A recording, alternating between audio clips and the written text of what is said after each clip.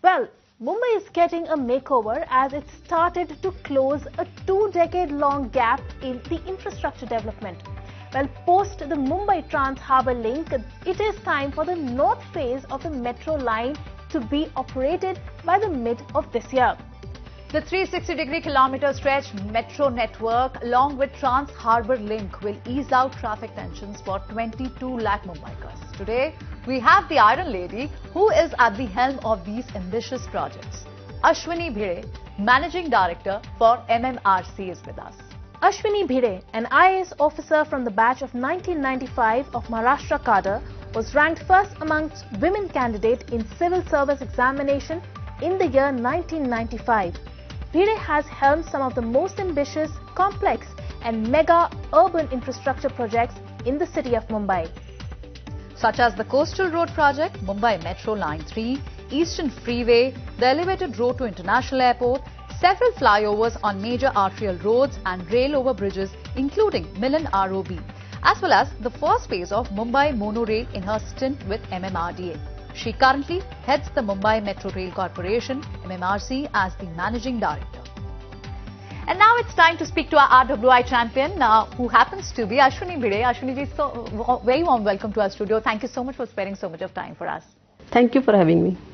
Ashwini ji, you have managed so many big ticket projects, be it Eastern Freeway, Sahara Freeway or Elevated Road, Monorail Phase 1. These are esteemed projects also and quite complex one also. But then how is Mumbai Metro 3 rail projects going to be a game changer for Mumbaikars?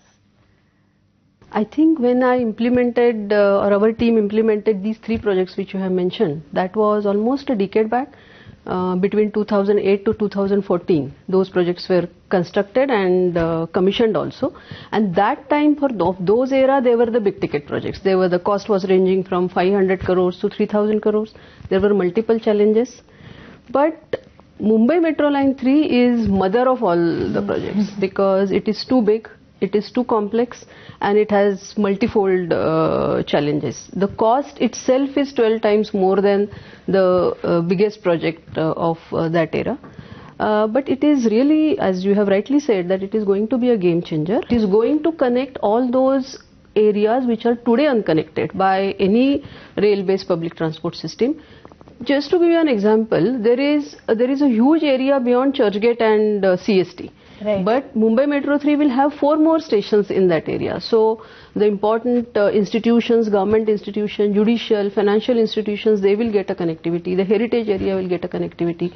We'll have 2 stations at both terminals of airport.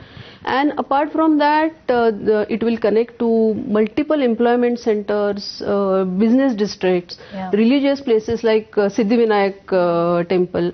Third is it will have multimodal connectivity because this is the only corridor which will go in Island City. Right. And that's a completely underground 33.5 kilometer corridor which connects Cup Parade to Goregaon, and that is the only corridor, but it will be intermittently connected to all other public transport corridors which are currently existing and upcoming. As a result of it, it will decongest the city because 85% of our riders, we are expecting that they would come from the roads. So if those many people come on the roads and if this corridor can take 13 to 17 lakh passengers every day, तो उतना traffic Mumbai का जो road पे है वो कम हो जाएगा. Right. Ashwini ji, definitely a game changer of a project, a massive ambitious project there, but I'm sure it's fraught with challenges because, if you look at Mumbai, it's one of the densest regions in the world with, approximately 50,000 people per square kilometer. Now this Metro Line 3 it's a linear track, but, there are a lot of interconnected connectivity of the roads. How did you manage that and what were the challenges? There were tremendous challenges because of the peninsular or the linear nature of the city. Because if we look at Mumbai structure, because its width is very narrow because it is a linear city, and the most importantly, the entire city is divided into east and west zones because of the at-grade suburban rail corridors, and that is why all the arterial roads in the city, they are parallel to the suburban system. And when it comes to crossing that system, in the east-west direction, then there are very limited connectivity. So we have very few rail over bridges or subways. Another thing is Mumbai Metro Line 3, which is the only fully underground corridor of city and also of the country. I think this is the only corridor which is fully underground. So we had to negotiate a lot of things while constructing this corridor beneath the existing roads. So first we had to create a lot of temporary decks. So we almost 6-7 kilometers of temporary road we constructed by using steel or concrete at some places where we can keep working underneath while the traffic can go on. Another problem of these roads, limited road network, is the same road network carries all the utilities underneath. And there are... When you're adding more to it, this is actually adding to our imagination also that how much challenging it must have gone through. But then it will be a lifeline for Mumbaikars once it's operated. Absolutely. But then Ashwini ji, one more concern comes when, of course, whenever there is a better connectivity comes in, there are more opportunities or in fact value unlocking happens for real estate sector also. True. Be it residential, be it commercial. Do you think that property prices will be pushed up? Maybe it will help push the property prices in Mumbai metropolitan region, especially areas like Borivali or Dahisar. How should we see this aspect also? I think you have rightly said that when infrastructure projects come, it adds value to the surrounding area, and that is the reason the property prices go up. Same thing will happen due to metro network also, but we have to also see an important difference between the road network and metro network is metro will have station at every 1 kilometer. And even so it will add value to the nearby area. Property prices in different areas will also go up, but there will be a parity because now the connectivity is there. So somebody can choose to stay in Borivali, but because of the connectivity, it is very easy for that person to commute daily to any part of the city. So this gives an opportunity to have the rise in the property prices, but people, the citizens will also have multiple choices. So that is very important, and then that will create the kind of equilibrium or balance in this property market. One more feature I would like to add is there is a concept of transit oriented development, and the government has now come up with this TOD policy for Mumbai as well, and the idea is along the corridor as well as the stations, wherever there are important stations, the stations which are interconnecting to other corridors, there will be, government will incentivize densification around that station within 500 meters area of that station, where there will be higher FSI. There will be more construction in that area. The very idea is the connectivity will be easily available there. So people don't have to take another mode of transport to commute, and government, through this policy, government will boost mixed kind of construction, and if there is a residential construction, then 20% of it will be devoted to MIG housing. So that means many people can take houses in that area also, where there is an assured connectivity. So I think these kinds of policy interventions and metro corridors will certainly make a huge impact on the overall real estate market, and probably people will wait what exactly is happening. Roughly 70% of Mumbaikars travel daily for their work or life balance. Absolutely. Life will become so easy for them. Absolutely. Very true. And unlike suburban railway, because where the distance between two stations is 2 to 5 kilometers, here almost every 1 kilometer there is a station. Correct. So that is going to bring a different kind of ecosystem in the entire city. Right. But Ashwini ji, talk to us about the challenges for the corridor of Metro Line 3, because it is being built which is closer to another metro line. There are also dilapidated buildings, water bodies. How has that come about? How challenging was that? I think tunneling in this kind of congested environment is extremely challenging, because we have done almost 55 kilometers of tunneling beneath this geography and 26 underground stations. So these challenges related to tunneling or building this corridor, if I categorize them in 2-3 different things, the first is the space challenge. Right. Because we built this tunnel by using 17 tunnel boring machines. These machines are huge, and to put them inside inside the ground, you need some spaces for the launching shafts to launch the tunnels as well as for the retrieval shafts. And Mumbai, not a single piece of land is without encumbrance. So that was our challenge. So we got those lands, but we had to rehabilitate people. We had to shift the amenities and create that space. Another is safety challenge, of course, the safety of our own construction, because we are working in such close vicinity with the existing building, that we have to take care of our own safety by, of course, by following global safety norms. We could do that. And second is how to keep the building safe.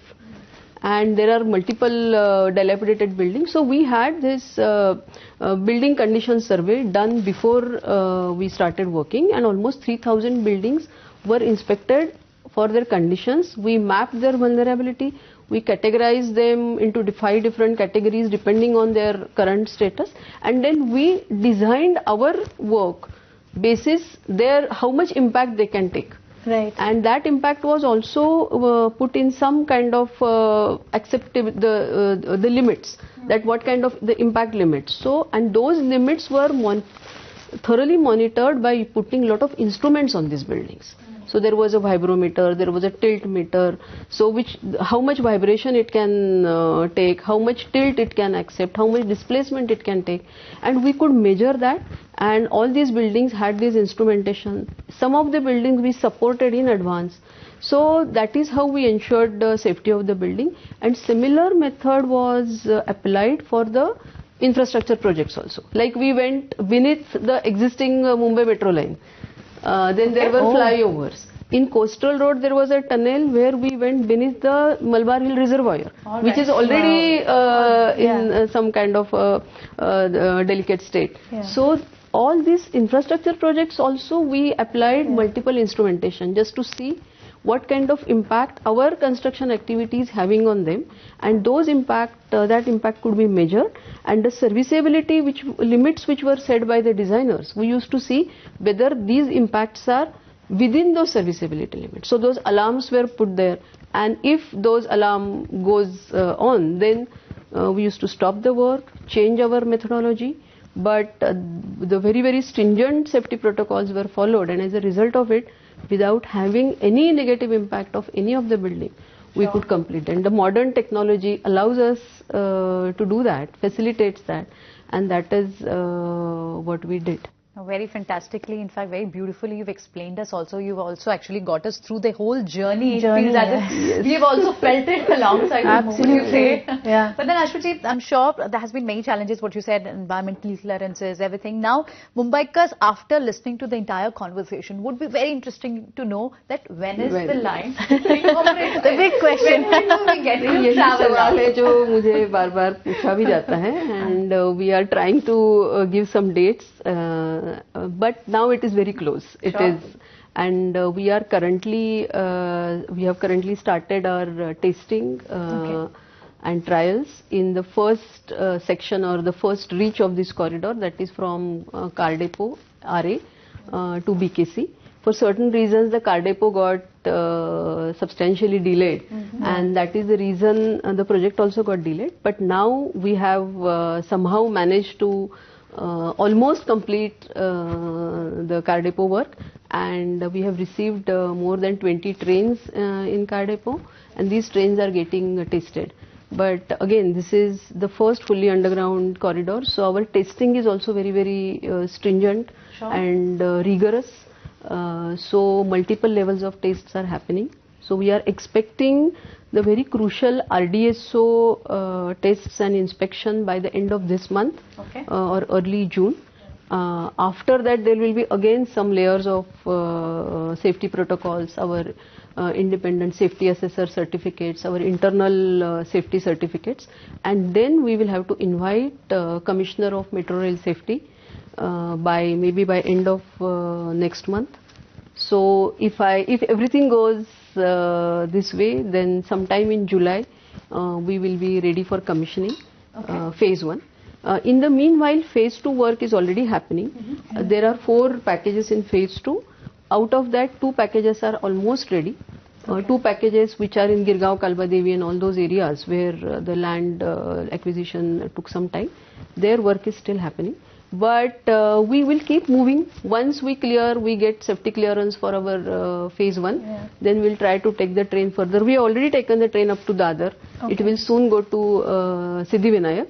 And we have a reversal area at Acharya Atre Chowk in Varli. So from there the train can turn back. So we'll try to even start our further testing up to that area, and try to commission phase 2 also at the earliest. So Mumbaikars should, they have, and I really have very, very high regards for the patience of the citizens, and we will not test that patience. Hopefully it's going to be a happy Diwali for Mumbaikars. In this year, yeah. Okay. So, in fact, happy Ganesh Chaturthi also maybe. Yeah, the phase 1 will certainly be before that. Yeah. Okay, great. So here's hoping for a Mumbai gets a new makeover this Ganesh Chaturthi, and probably by Diwali it will be fully up and running. But Ashwini ji, thank you so much. You're an inspiration for all the women out there, especially who are watching this, and the kind of work that you have done to the growth story of India. You are our Rise with India champion, and thank you so much for joining us on today's episode. Thank you so much. It was really a pleasant surprise to have you here. Thank you. Thank you. Thank you.